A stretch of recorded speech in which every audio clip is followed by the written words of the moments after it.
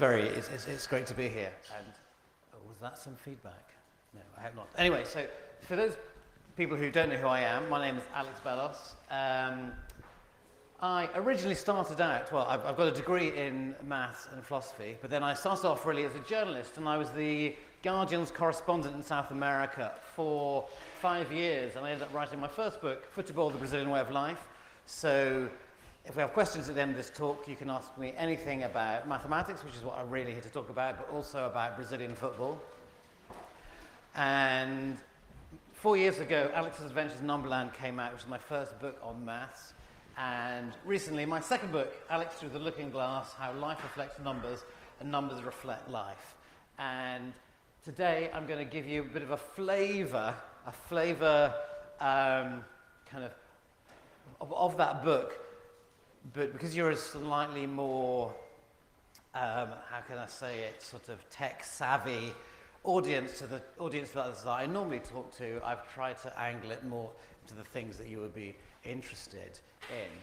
So I also, just to put my social media, obviously I'm in social media, but I have a blog on The Guardian, which is probably the only newspaper or large newspaper in the world that actually has a dedicated mathematics blog. And what I try and do is every week or two put something up, but I also love having guest bloggers who want to write anything linked to maths at all. So if you do have any ideas of things that you might want to write on my blog, because it's The Guardian, it can get like really loads and loads of views from all over the world. Do get in touch with me, so either on social media or I will be selling, well, I won't be selling, the shop will be selling both of these books, unfortunately not the Brazilian football book, but Numberland and Looking Glass. And right after this talk, I will be in the shop signing books if you would want to buy one, or if you wanted to ask me any questions. Right, so I'm not a professional mathematician, so I don't stay at home writing theorems all day. I am a sort of a popularizer. And what I try and do is I use the skills of journalism that I learned through almost a 20-year career in newspapers, The Guardian. I was basically written for pretty much everyone on Fleet Street, to sort of telling stories through maths, because this idea that, especially now, you can get any bit of information that you like just by Googling it, but often you only really take things in or you only want to learn when there's a kind of story behind it. So where do you start when you write about maths? Because it's probably the most kind of abstract and arcane subject to write about. I would say is one of the most difficult things to try and make exciting. When I first, and one of the ways that you tell stories is also by telling stories about oneself, so about myself. When Alex's Adventures in Numberland came out 4 years ago, I would give talks to universities, PhD students, to businesses, to schools, to literary festivals, to science festivals, to basically everybody. And I noticed that at the end of each talk, someone would always put their hand up and say, yes, sir, what would you like to ask me? And they'd say, what's your favorite number? And I can remember just internally just wanting to sort of collapse and die, just thinking, what a stupid question. Who on earth has a favorite number? I thought they were trying to sort of ridicule what I was trying to do. Until I was asked this so many times that once exasperated, I said, well, what's your favorite number? And rather than a kind of, it was 12. So, you mean you've got a favorite number? Oh, yeah. And the person next to them said, oh, yeah, no, mine's 7. And then I said, well, how many people here have got favorite numbers? And over half the audience put their hands up. And then, because I don't have a favorite number, I just thought, well, this is interesting. So using the tools that are available to me, i.e. the internet, I thought it would be really interesting to see if there was any way that I could scientifically, or as scientifically as possible, analyze or quantify, classify in any way, these emotional responses that we have to numbers. And so what I did, I set up a survey. I just put a quick, simple survey, favouritenumber.net. And on favouritenumber.net, it just said, what's your favourite number and why? I didn't want to be suggestive. I didn't say between 1 and 10 or only write digits or fractions not allowed. Just what's your favorite number, space, and why. And then I realized I was starting to have ideas above my station. I thought, I'm going to find the world's favorite number. And so I also bought this site just to make sure that it wasn't biased towards Britain and Australia, South Africa. And you're dying to know what the results were. And so the results were this. Hopefully you can, it's light here, but on the TV I think it's going to be seeing better. Basically, when it came out, it was actually in most of the newspapers, and Metro called it the most confusing top 10 list ever written, which it is. Now, if you go back to favouritenumber.net now, it has all the results. There's an Excel file of all the results. It's got loads of other sort of facts and figures about it. So this is normally the bit in my talk that I spend quite a lot of time talking about emotional responses, but you guys are not interested in that. You want to get to the hard maths, which is what we're coming to. So I'm going to, if you're interested in that, just go to favouritenumber.net. So let's get back to what I want to say about this. So what is interesting about favourite numbers, essentially, and a couple of days after it came out, it was a question on have I got news for you, and they went through. They had the kind of pop pickers music, and they did the top 10 countdown, and everyone thought it was hilarious that 4 is 4th and 5 is 5th.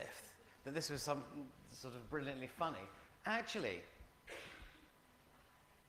that's the least interesting or the least unusual, because what you find when you try and look at the spread of favourite numbers, firstly you notice that you really can see there really are trends. It's that essentially we like low numbers, and the bigger the number they get, we like them less. And so things should essentially have their numerical value as their position and where they are in terms of favourite number, but certain qualities of numbers push them up the list and certain push them down. And essentially what pushes you up, which makes you punch above your weight, is being odd and especially prime. But with the low numbers, there are only 2 non-prime odd numbers between 1 and 20, which are 9 or 15. So essentially odd and prime are the same thing. Basically being odd or prime pushes you up, and being even, but especially round numbers, pushes you down. So people tend to, as favourites, prefer odd numbers than even numbers. And actually, you could have said, I could have told you that. You didn't need to do a survey. 40,000 people entered my survey from all over the world. And if you think, what are the numbers that are the most magical, the most mystical numbers, the numbers that we attribute most non-mathematical meaning since, since the dawn of civilization? It's odd numbers. Well, in the Western civilization, it's odd numbers. And Shakespeare noticed this 400 years ago. Falstaff and the Merry Wives of Windsor, they say there is divinity in odd numbers, either in nativity, chance, or death. And what are the most mystical numbers of them all? Well, 7, obviously. 3, because of, the Holy Trinity. 13, unlucky 13. You won't find an even number that is as mystical as any of those odd numbers. And why is that? There are lots of reasons, but I made an animation to talk about a reason why I think 7 was...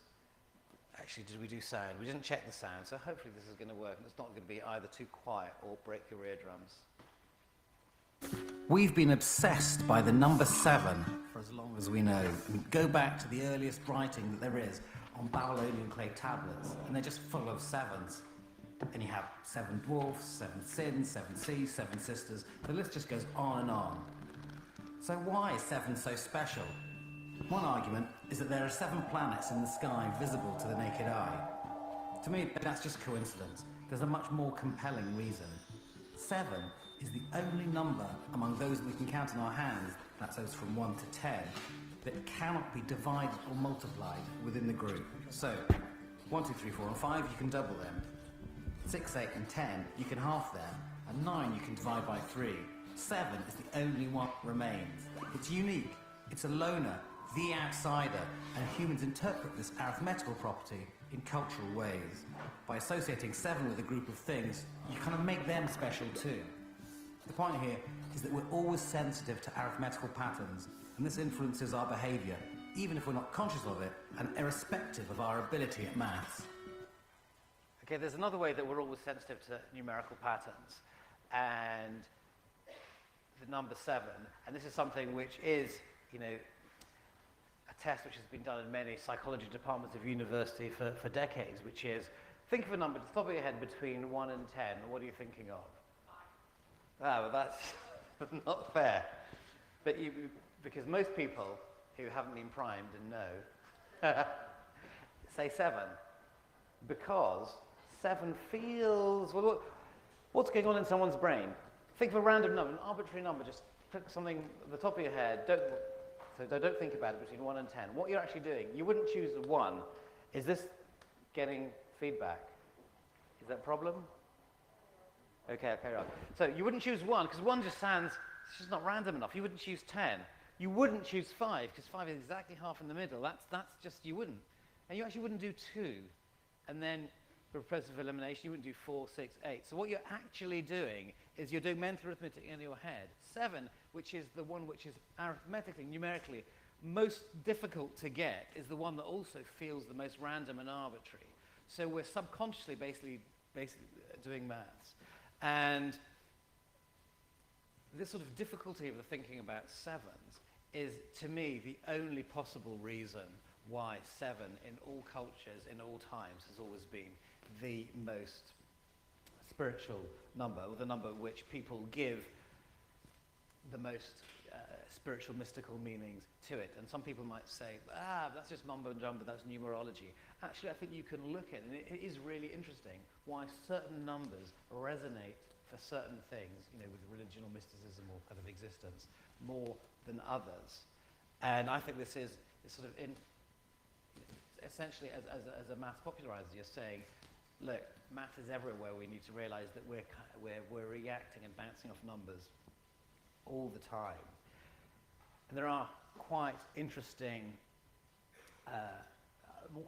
sort of psychology experiments that show that we do, for example, think longer about odd numbers than we think about even numbers. You think, well, kind of that's crazy. What do you mean? The experiment is this. On a screen, you see 2 digits together. Either they're both odd, they're both even, or one is even and one is odd.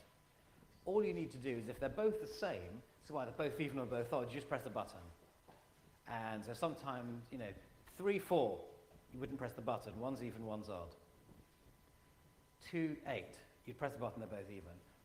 Turns out that humans are much better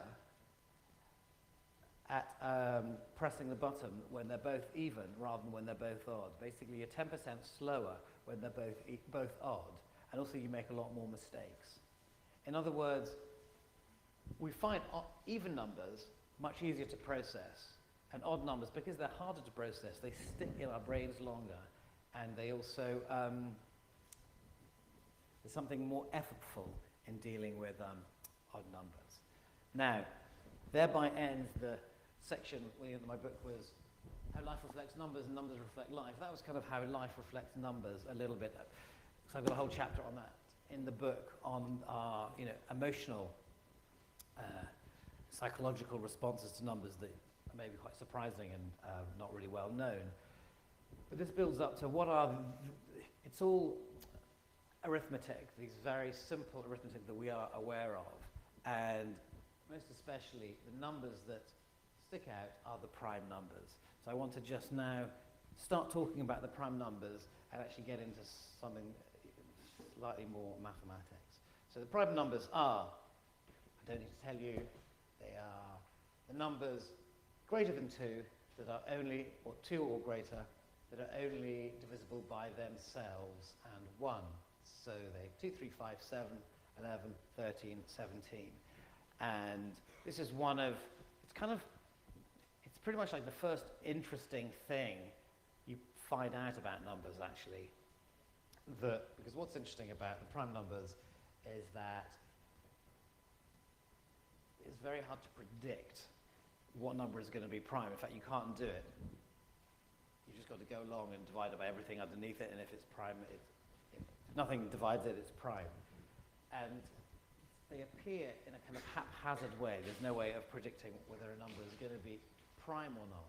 And that is something sort of so basic that has really interested the first people who would call themselves mathematicians, and still now is a huge area of research. Now, Eratosthenes, who was a famous Greek, and Eratosthenes is one of the kind of no one really knows very much. Well, Pythagoras, like, super famous. Archimedes, super famous. Everyone knows who they are, household names. Eratosthenes, you've got to feel sorry for him because he was brilliant. He invented loads of really interesting things. He was a polymath. He was the founder of kind of geography, for example. But his nickname was Beta. So he was always known as the guy who was second best because he had the bad luck of being around at the same time as Archimedes, who was just off the scale. Anyway, one of the most famous things that Eratosthenes did is the sieve of Eratosthenes, which is a way of how do you find prime numbers below a certain number. And it's probably the most basic algorithm. You know, computer science is essentially the science of algorithms. This is probably the most basic algorithm, the first algorithm in mathematics. You could say the first algorithm in science. And all you want to do is you want to find what the prime numbers, and below a certain number, there it's 100. What you do is that you start at the bottom, you get to a number, if it's free, it's prime, and then you eliminate all the multiples of it.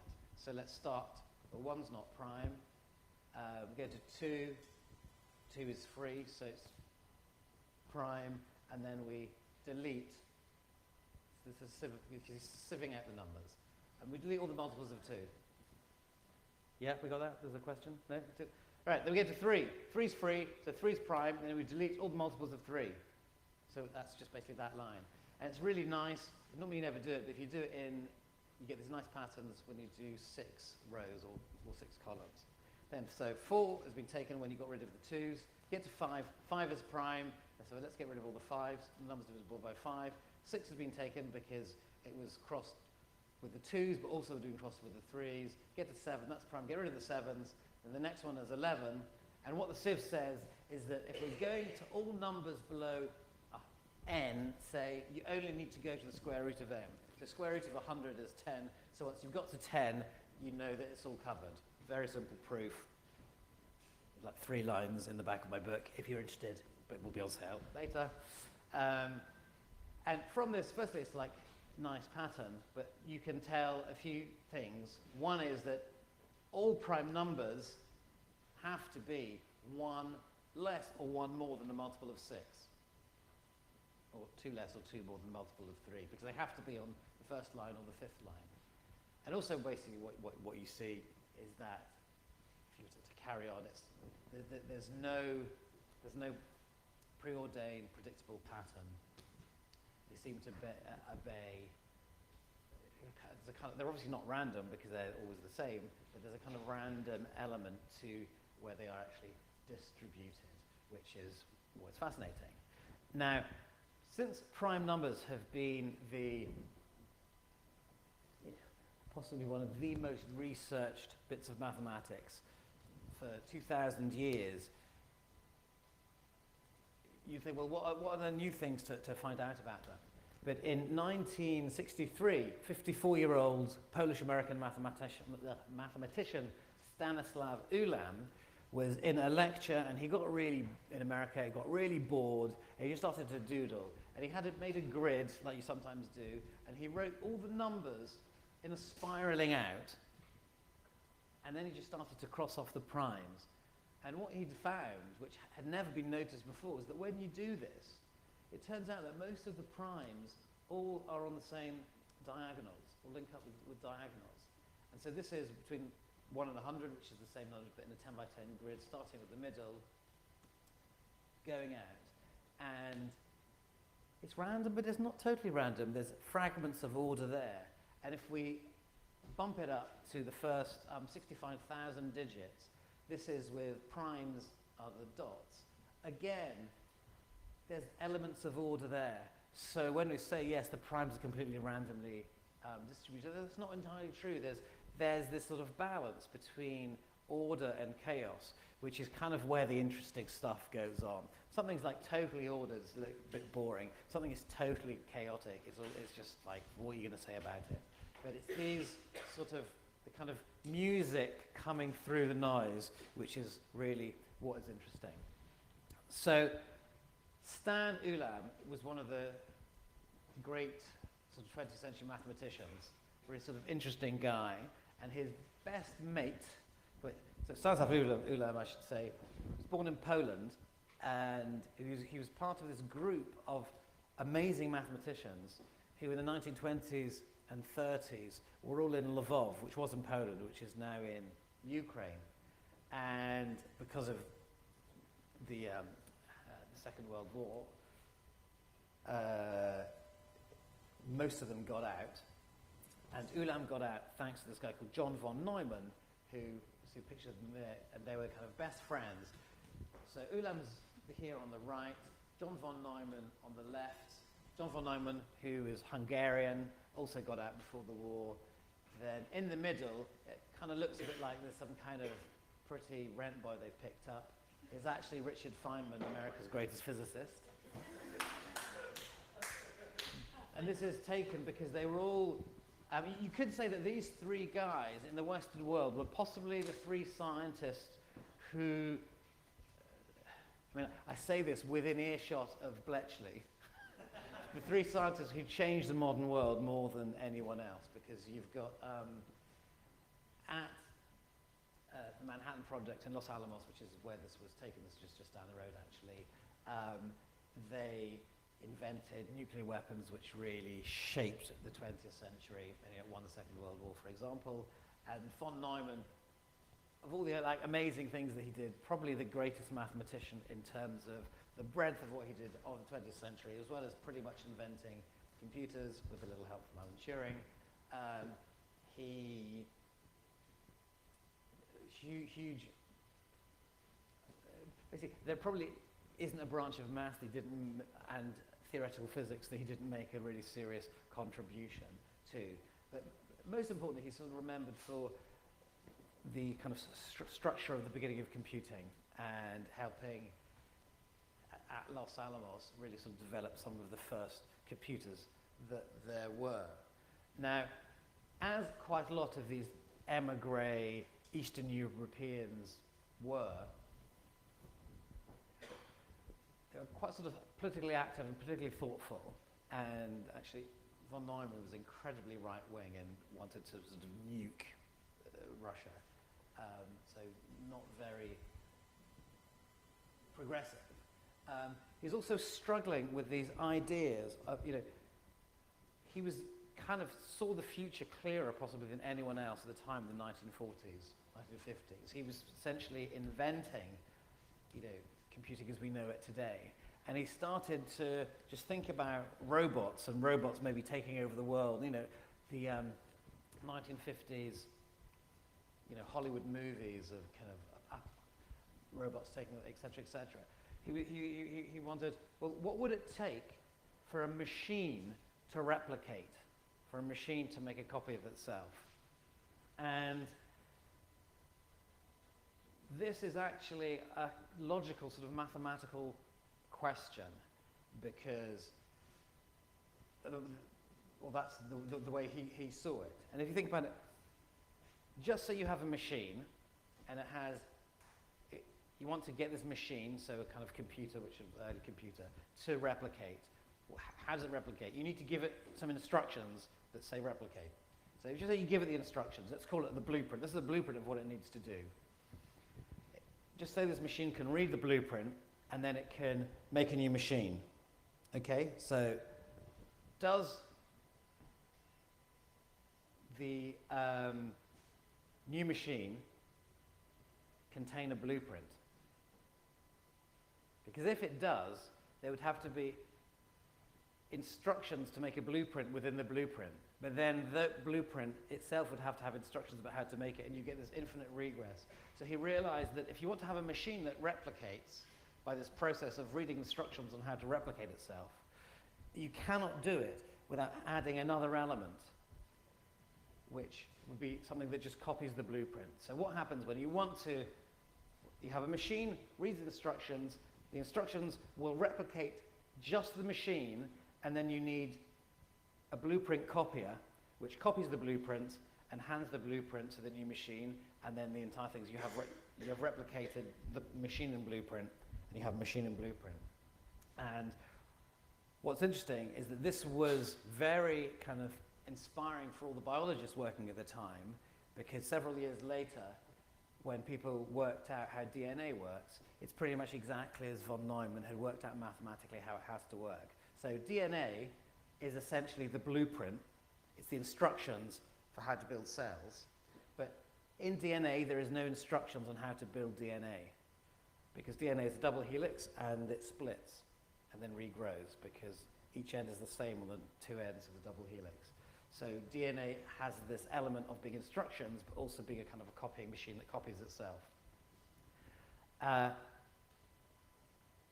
So it's another great idea of how once you kind of understand how the maths, it has to be like that because the math says it has to be like that, and then when you actually discover what it is, it's exactly, I told you so. So von Neumann wanted to build a machine that replicated itself, so something which could read, that had a machine, it had instructions, it had a copier, and he tried to work out how to actually build one, and then realized that he was getting too bogged down in the mechanics, which he was not interested in the mechanics of how you actually build this machine. And speaking to Ulam, he said, well, why don't you completely simplify it? And they invented this new mathematical idea, which is what I want to talk about now for the rest of the talk, called the cellular automaton. So the cellular automaton was an idea invented by von Neumann with Ulam's help, which is a grid of cells, and each cell can have a certain number of states, and what it does just depends on the states of neighboring cells. And he built a pattern for cellular automata which theoretically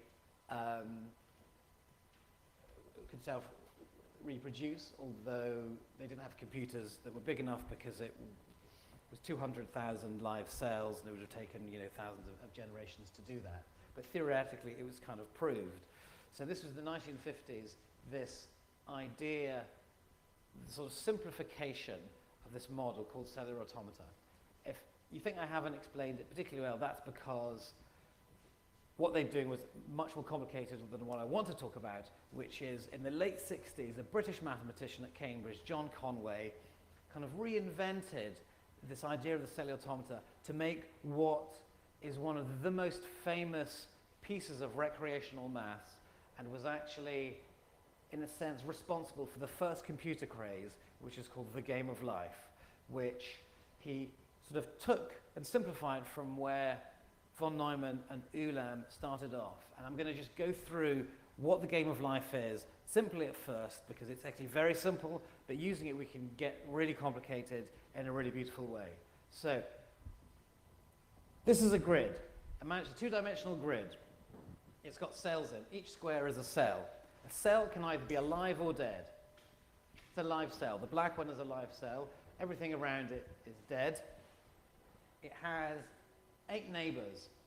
So all the ones around it, it's 8 neighbors.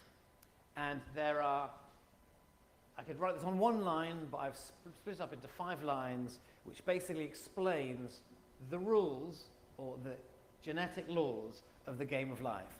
And now, it's not a game with winners or losers, as we'll get to.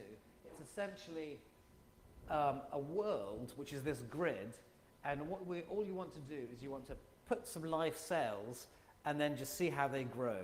So it's a kind of a model of evolution. So this gets this idea of how numbers reflect life, how we can use numbers and maths to kind of model life. So let's get there. If you have a live cell and it has 0 or 1 live neighbors, it will die by loneliness. If the live cell has 2 or 3 live neighbors, it will survive. and if it has 4 or more live neighbours, it will die by overcrowding. Okay, so the cells can either be alive or dead. There's just 2 states. So von Neumann had 27 states, really complicated. In Game of Life, just 2 states, live or dead. If there's a dead cell, if it has exactly 3 live neighbours, it will become alive. All other cases, it remains dead. So this is it. This is the entirety, all the rules of the Game of Life. And what we do is that you have a pattern with a number of live cells. You apply all the genetic laws, or the genetic laws on each of the cells in the universe at the same time, and then you get the next generation. So I hope, we're just going to go through it now very simply, and if you haven't understood it, so put up your hand, because you should all be able to understand it if you don't know what it is already. So this is, say, the 0th generation. At the beginning, we have one pattern like that. Let's look at this one here. This one here, it's only surrounded by 1. So this is going to die. He's going to die. This one here, it's surrounded by 1 live cell. It's going to die from loneliness. This one here, it's surrounded by 2 live cells, so it's going to survive. And this one here, it's dead, but it's surrounded by 3 live cells. This one is going to be born. So that would be the next generation of that. That becomes that. We're clear? We're good? Yes. And then after that, because there are only 2 live cells, each one is only surrounded by a single live cell, that will die. Okay. This is a new 3, very, very simple pattern, 3 live cells. This will become that, and it will then die. And Conway chose laws that were going to encourage the most unpredictable patterns. And also, he didn't want things all to die, just everything to die, or everything to keep on growing.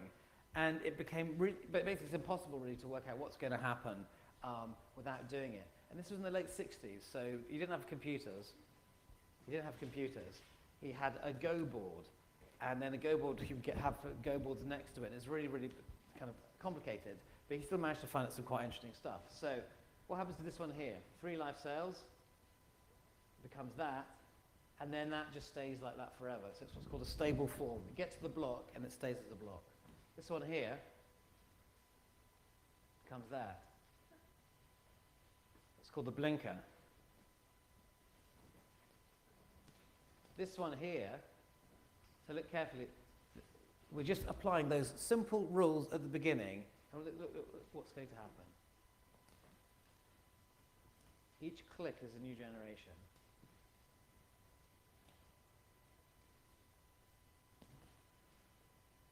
And then it stays there. And that's traffic lights, which is 4 blinkers. So at first, it was like this new world, and they were kind of, you know, like naturalists, taxonomists, seeing these new creatures and giving them names.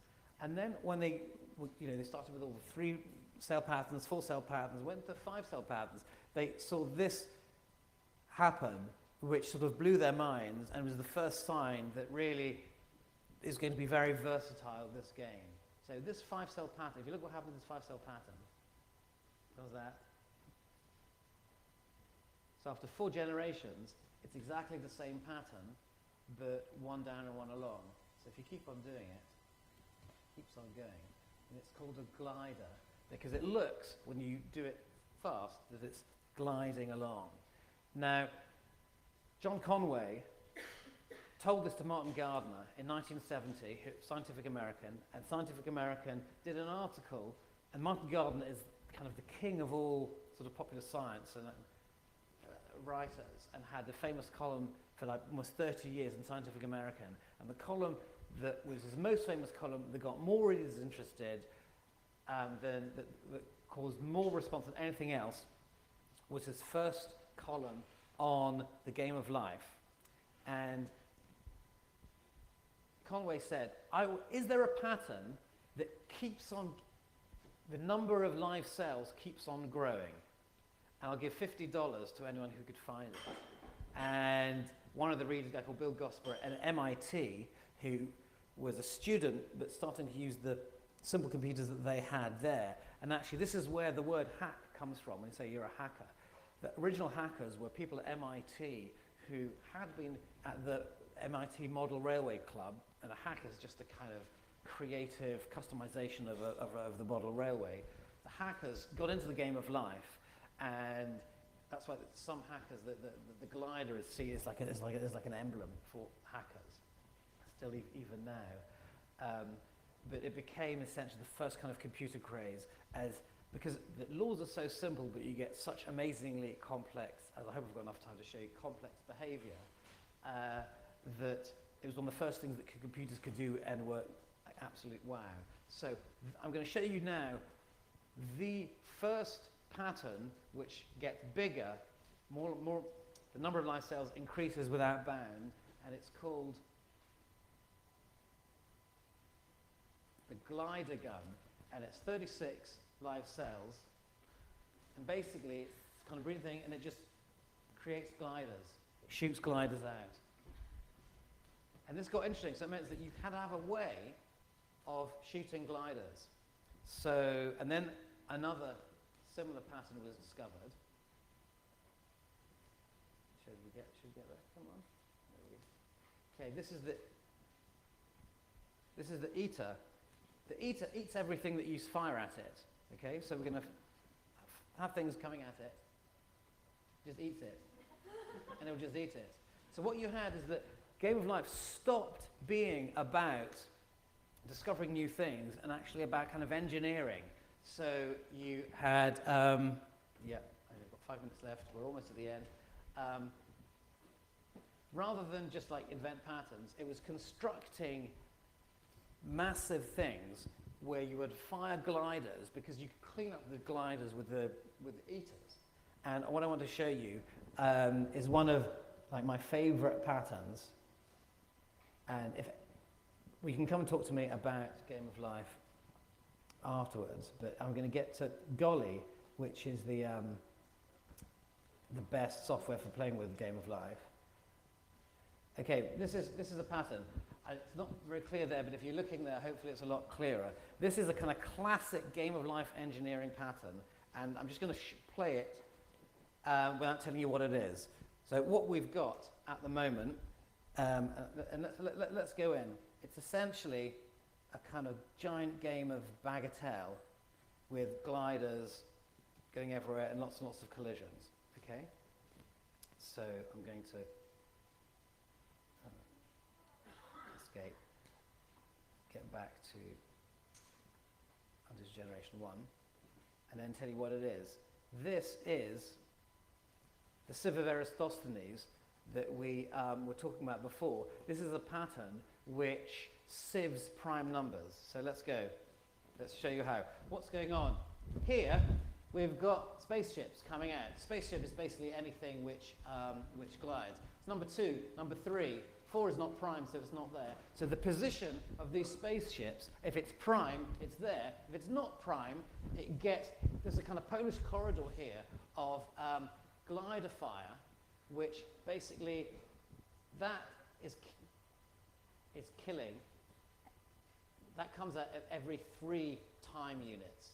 So it gets everything divisible by 3. This one, everything divisible by 5. Everything divisible by 7.